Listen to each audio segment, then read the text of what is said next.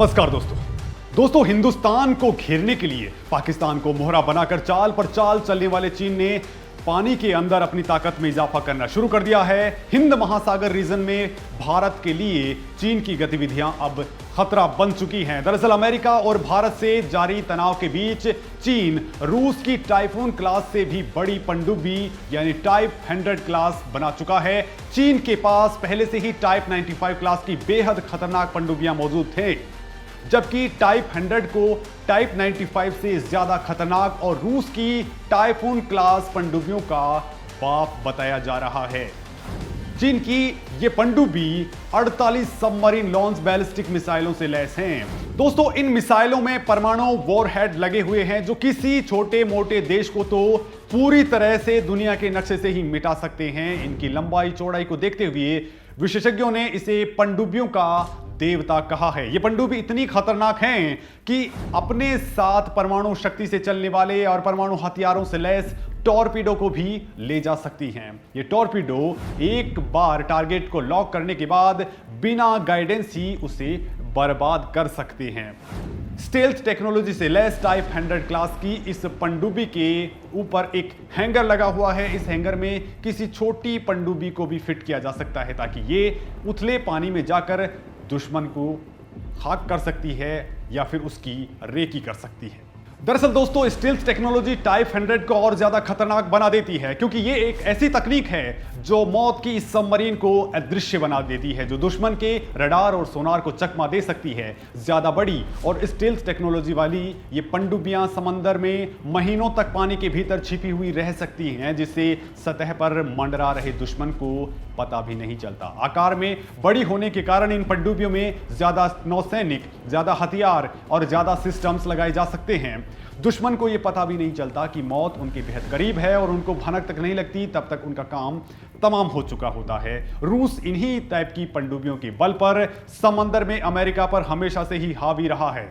लेकिन दोस्तों चीन की टाइप 100 पनडुब्बी ने टाइफून के उस युग का अंत कर दिया है। दुनिया की सबसे बड़ी इस पनडुब्बी का टाइप 100 क्लास नाम रखने के पीछे भी एक कहानी छुपी हुई है। दरअसल चीन में सत्ता संभालते हुए कम्युनिस्ट पार्टी को 100 साल हो गए हैं और यही कारण है कि चीन की टाइप 100 पनडुब्बी का नाम रखा गया है। आकार और पार्टी की 100वीं वर्षगांठ के कारण इसे टाइप 100 का नाम दिया गया है। यह पनडुब्बी लगभग 210 मीटर लंबी है और 30 मीटर चौड़ी है, जबकि रूस की टाइफून क्लास की पनडुब्बी 175 मीटर लंबी और 23 मीटर ही चौड़ी है। बताया जा रहा है कि यह पनडुब्बी अमेरिका की सबसे खतरनाक मानी जाने वाली ओहियो क्लास की पनडुब्बी से 3 से 4 गुना बड़ी है। क्लास 100 टाइप पनडुब्बी अपने साथ 48 बैलिस्टिक मिसाइल ले जा सकती है, जिसमें से 8 इंटरकॉन्टिनेंटल हैं, यानी एक महाद्वीप से दूसरे महाद्वीप तक भी ये मार कर सकती हैं। दोस्तों टाइप 100 क्लास की पनडुब्बी में हाइड्रोसोनिक टॉर्पेडो लगे हुए हैं। ये हथियार रूसी नौसेना के पोसिडोन हथियार के जैसे ही हैं, जिनकी रेंज असीमित है और मौजूदा हथियारों से इनका मुकाबला करना बेहद मुश्किल है।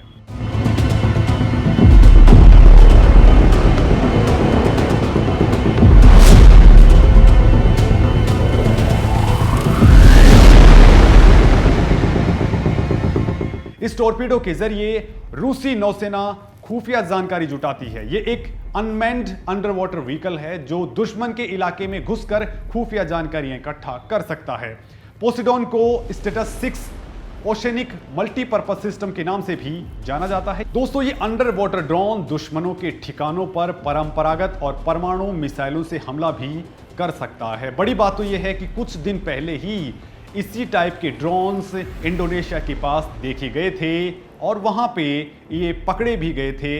इनके जरिए पता लगा कि ये भारत के अंडमान निकोबार द्वीप में रेकी कर रहे थे, लेकिन वहां पे जब ये इंफॉर्मेशन दुनिया में आई तो भारत के लिए बड़ा खतरा साबित होता दिख रहा था।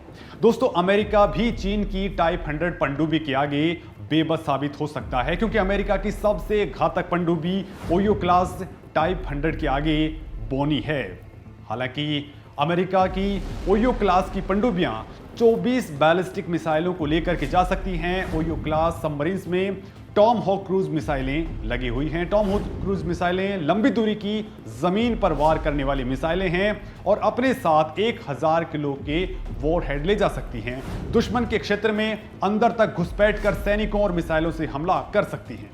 परमाणु शक्ति से चलने वाली guided missile submarine USS Ohio आकार और प्रकार दोनों के मामले में दुनिया के टॉप वेपन्स में से एक मानी जाती हैं।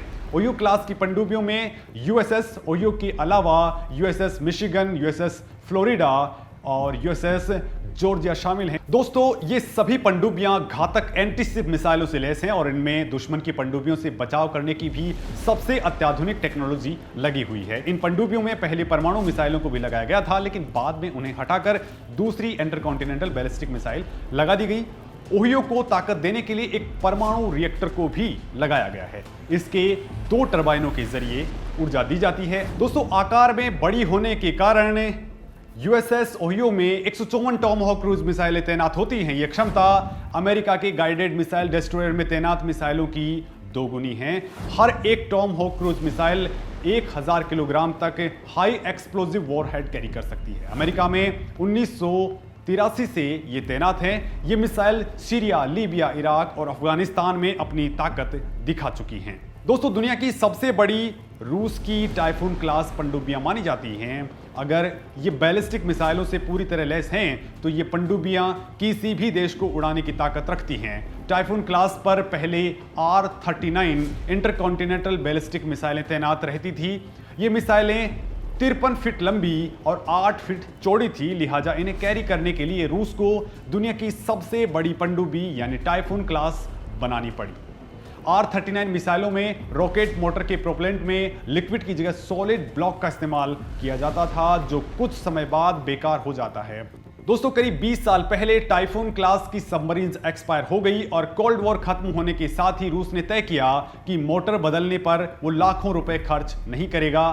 तभी R-39M मिसाइलों का बेहतर वर्जन लाने का प्लान छोड़ दिया गया और टाइफून का काम भी खत्म हो गया। अब सिर्फ दमित्री टॉन्स्काई बची है। टाइफून को अमेरिका की ओहियो क्लास पनडुब्बी के जवाब में बनाया गया था। बाद में एक के बाद एक 6 टाइफून क्लास पनडुब्बियां बनाई गई। शीत युद्ध के समय अमेरिका भी इन पनडुब्बियों से खौफ खाया करता था। दोस्तों, चीन के साथ चल रहे विवाद के बीच भारतीय थल सेना के साथ साथ समंदर में भी भारत अपनी बादशाहत कायम करना चाहता है। ऐसे में भारतीय नौसेना को स्टील्थ सबमरीन से लैस करने की तैयारी है। करीब 42,000 करोड़ रुपए के प्रोजेक्ट्स में 6 स्टील्थ सबमरीन बन रही हैं।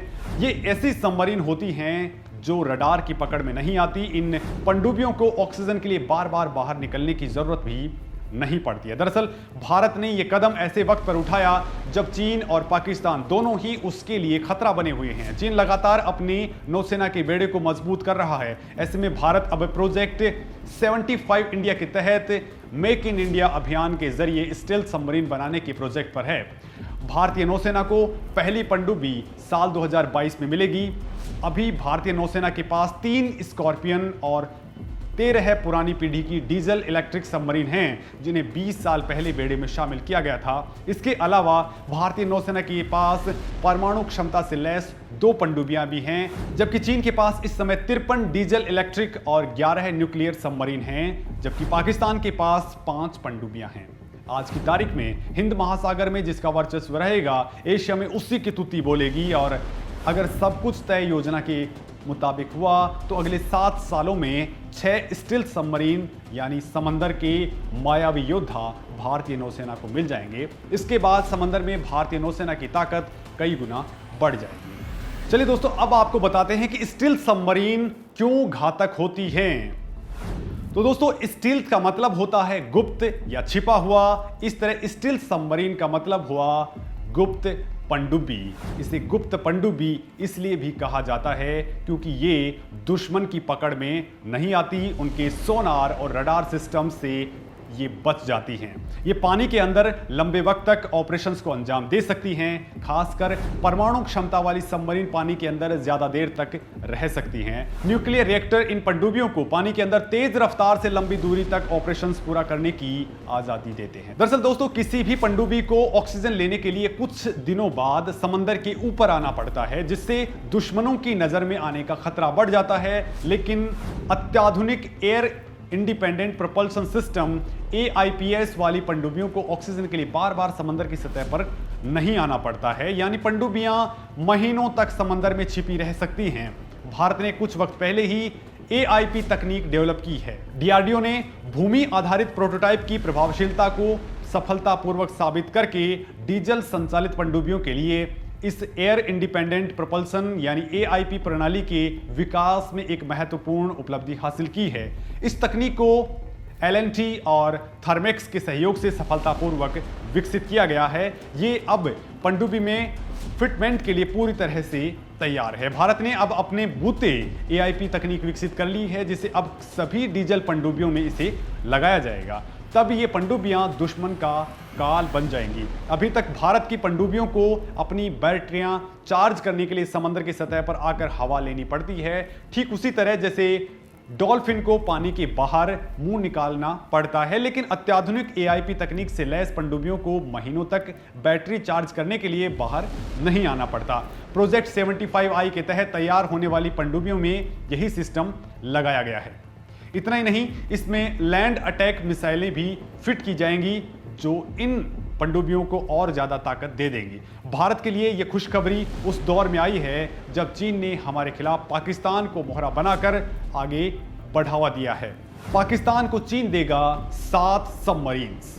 दोस्तों, पाकिस्तान की नौसेना को अत्याधुनिक बनाने के लिए चीन ने अपने हथियारों का जखीरा खोल दिया है।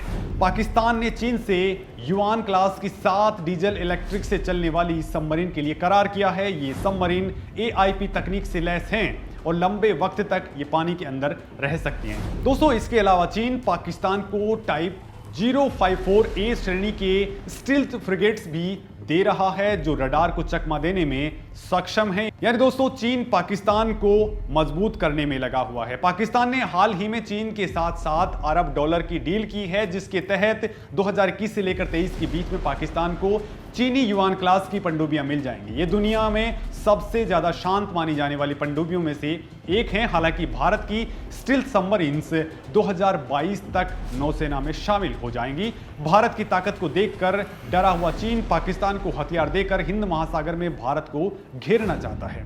चीन जिबूती, ग्वादर और मालदीव में नेवल बेस बनाने की तैयारी कर रहा है, ताकि वो अपने सैन्य साजो सामान को जल्द से जल्द किसी भी जगह भेज सके। चीन की कोशिश है कि साउथ चाइना सी पर कब्जे के बाद दक्षिण एशिया पर अपना दबदबा कायम किया जाए। इतना ही नहीं, चीन बांग्लादेश और श्रीलंका में भी बड़े पैमाने पर हथियारों की सप्लाई कर रहा है। चीन बांग्लादेश और म्यांमार में भी नेवल बेस बनाने की प्लानिंग पर आगे बढ़ रहा है। लेकिन इसके जवाब में भारत की तैयारी भी आपको जान लेनी चाहिए। सबसे पहले बात करते हैं भारत की पहली स्वदेश निर्मित परमाणु पनडुब्बी INS अरिहंत की। तो दोस्तों, भारत की पहली स्वदेशी परमाणु पनडुब्बी है INS अरिहंत, जिसका वजन 6000 टन है। इसको बनाने में $3 अरब की लागत आई है। अगर इसके आकार की बात करें तो यह पनडुब्बी 110 मीटर लंबी है और 11 मीटर चौड़ी है। दोस्तों, अगर इसकी खासियतों की बात करें तो बेहद साइलेंट, ये एडवांस सोनार सिस्टम से लैस है और परमाणु हमला करने में सक्षम है। ये स्टेल्थ सबमरीन भारत की सबसे बड़ी ताकत है। दोस्तों, परमाणु पनडुब्बी की ताकत से लैस होने के बाद भारत दुनिया का ऐसा करने वाला छठा देश बन चुका है। चलिए दोस्तों, भारत की दूसरी परमाणु पनडुब्बी की बात कर लेते हैं। नाम है INS चक्रा 2। ये परमाणु क्षमता से लैस है। अपनी किलिंग इंस्टिंक्ट के लिए ये विख्यात है। चीन और पाकिस्तान को मुंहतोड़ जवाब देने में ये पूरी तरह से सक्षम है। चलिए दूसरी और पनडुब्बियों की बात कर लेते हैं, और उनमें से एक है स्कॉर्पियन क्लास की INS खंडेरी, जो किसी भी मौसम में दुश्मन की गर्दन उड़ाने में एक्सपर्ट है। एडवांस कम्युनिकेशन सिस्टम से ये लैस है। एंटी सरफेस और एंटी सबमरीन ऑपरेशंस को अंजाम दे सकती है। खुफिया जानकारियां जुटाना, माइंस बिछाना, इलाके की निगरानी करने में ये एक्सपर्ट है। INS कलावरी की बात करें तो ये स्कॉर्पियन क्लास की ही पनडुब्बी है और इसका वजन है 1870 टन। इसकी खासियतों की अगर बात करते हैं तो ये दुश्मन को चकमा देने में बेहद माहिर है। गाइडेड हथियारों के वार में भी ये सक्षम है। पानी के अंदर सतह पर टॉर्पीडो, एंटी शिप मिसाइल से हमला करने में सक्षम है। वहीं अगर सिंधु घोष श्रेणी की पनडुब्बियों की बात करें तो इनका वजन करीब 3000 टन होता है। इनकी रफ्तार 18 नॉट होती है। अगर इनकी खासियतों की बात करें तो 300 मीटर की गहराई में छिपकर ये दुश्मन पर अटैक कर सकती हैं। ये पनडुब्बियां 53 नाविकों के साथ 45 दिनों तक अकेले ऑपरेट कर सकती हैं। दोस्तों, इन पनडुब्बियों के सिंधु घोष, सिंधु ध्वज, सिंधुराज, सिंधुवीर जैसे कई वर्जन हैं। भारतीय नौसेना के बेड़े में अभी हाल ही में 10 मार्च को स्कॉर्पियन क्लास सबमरीन INS करंज को शामिल किया गया है। इसकी खासियतें हैरान करने वाली हैं। ये साइलेंट किलर है। ये स्कॉर्पियन क्लास की तीसरी पनडुब्बी है। इसकी लंबाई की अगर हम बात करें तो ये करीब 70 मीटर की है और इसकी ऊंचाई 12 मीटर की है। इसका वजन 1600 टन है। अगर इसकी खासियतों की बात करें तो ये मिसाइलों और टॉर्पीडोज से लैस है। समंदर के भीतर ही माइंस बिछाकर दुश्मन को तबाह करने की ताकत रखती है। दोस्तों, इसका साइज बहुत छोटा है और समंदर में इसे ढूंढ पाना बेहद मुश्किल है। माना जा रहा है कि इस सीरीज की चौथी पनडुब्बी वेला भी इस साल के अंत तक नौसेना को मिल जाएगी। वेला का समुद्री ट्रायल चल रहा है। 5वीं पनडुब्बी वागीर को भी समंदर में लॉन्च कर दिया गया है। स्कॉर्पियन क्लास की छठी सबमरीन वगशीर मझगांव डॉकयार्ड में बन रही है। भारत और रूस के बीच 11 मार्च को ही $3 अरब की परमाणु पनडुब्बी अकुला 1 का करार 10 सालों के लिए फाइनल कर दिया गया है। दोस्तों, अकुला 1 क्लास परमाणु पनडुब्बी भारत में चक्रा 3 के नाम से जानी जाती है। इंडियन नेवी को 2025 में ये पनडुब्बी मिल जाएगी। भारत और रूस के बीच तीसरी न्यूक्लियर अटैक पनडुब्बी का करार किया गया है और इससे भारत 10 सालों के लिए लीज पर रूस से ले रहा है। दूसरी तरफ नौसेना ने 11 आर्म्स टॉर्पीडो और मिसाइल इनेबल्ड यानी ACTM जहाज बनाने के लिए सूर्य दीप्त प्रोजेक्ट के साथ समझौता किया है। भारतीय नौसेना में इस समय कुल 15 पनडुब्बियां हैं, जिनमें INS अरिहंत और INS चक्र एटॉमिक पावर से चलती हैं और परमाणु हमला भी कर सकती हैं। ये भारत की ताकत है और भारत इस मामले में अब लगातार अपनी ताकत को बढ़ाता जा रहा है। हालांकि भारत के लिए चीन बड़ा सिरदर्द बन रहा है। तो दोस्तों, आप इस मामले में क्या कुछ सोचते हैं, आप हमें कमेंट करके जरूर बताएं। नमस्कार।